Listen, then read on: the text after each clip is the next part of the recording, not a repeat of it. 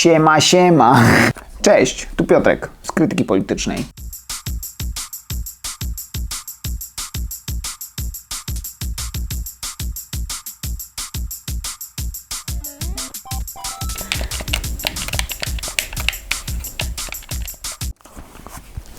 Bohaterką niemal wszystkich programów informacyjnych w ostatnich miesiącach jest inflacja. Gdybyśmy przenieśli się do gry Super Mario Bros., to nasze monetki traciłyby na wartości z każdym dniem, a z każdym kolejnym poziomem zdobywalibyśmy mniej punktów. Ale chyba wszyscy to znamy już z codziennego życia.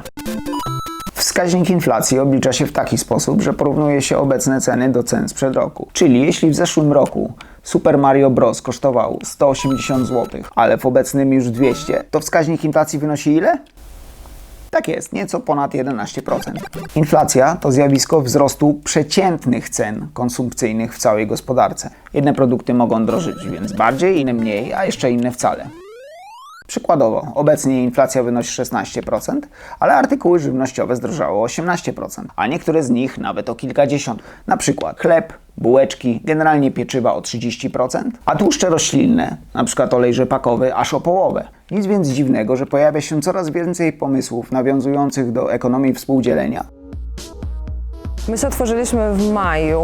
Można przynosić do nas wszystko, czego się nie potrzebuje, poczęstować się tym, czego się potrzebuje. Przyjmujemy wszystkie rzeczy oprócz dużych gabarytów. Codziennie w zasadzie odbieramy z takich sklepów wielkopowierzchniowych warzywa i owoce.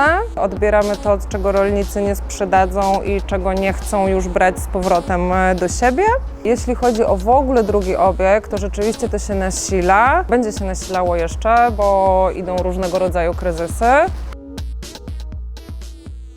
Przyczyn obecnej inflacji jest wiele, ale dwie główne to pandemia i wojna. Podczas pandemii zamrożono gospodarki, co doprowadziło do przerwania łańcuchów dostaw. Łańcuchy dostaw to takie wydeptane ścieżki, którymi przedsiębiorcy zdobywają swoje półprodukty, materiały i surowce. To doprowadziło do drastycznego wzrostu cen wielu z nich.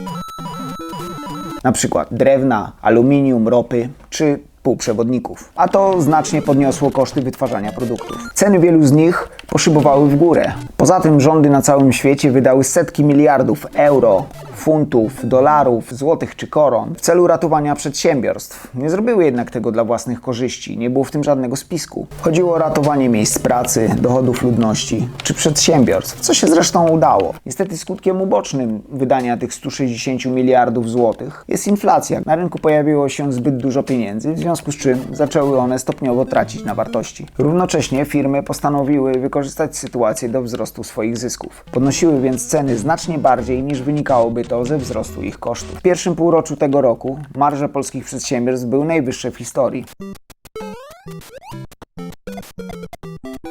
Obecnie jednak główną przyczyną inflacji jest wojna w Ukrainie i związany z nią kryzys energetyczny. W reakcji na sankcje Rosja postanowiła odciąć od dostaw gazu większość państw Europy. To doprowadziło do drastycznego wzrostu cen zarówno surowców energetycznych, jak i energii elektrycznej na rynkach oraz giełdach. A ceny energii wpływają na ceny wszystkiego innego.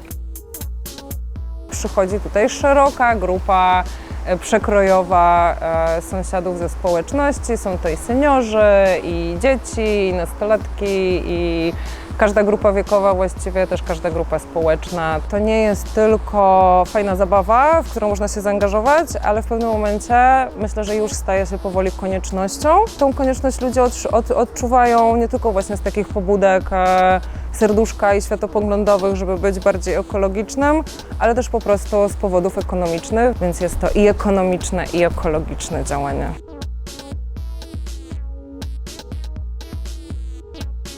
Co można z tym wszystkim zrobić?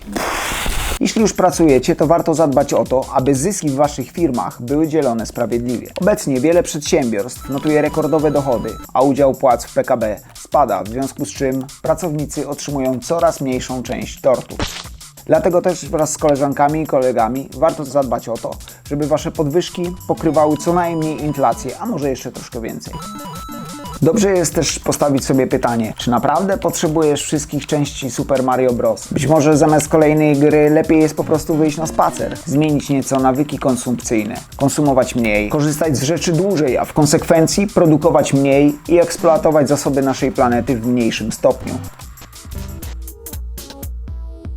Jest to fajna przestrzeń do tego, żeby eksperymentować, żeby sprawdzać, jak to działa, żeby uczyć się tego, żeby budować zaangażowanie społeczności, żeby też społeczność uczestniczyła w tym procesie decydowania właśnie wspólne, czyli czyje i jak tym dysponować i jak się tym dzielić.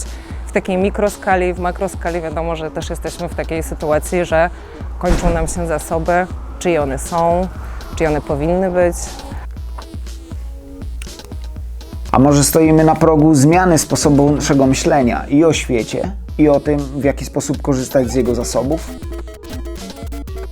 A kryzys, który właśnie obserwujemy, przyniesie nowe, nieoczekiwane pomysły na nowy porządek świata?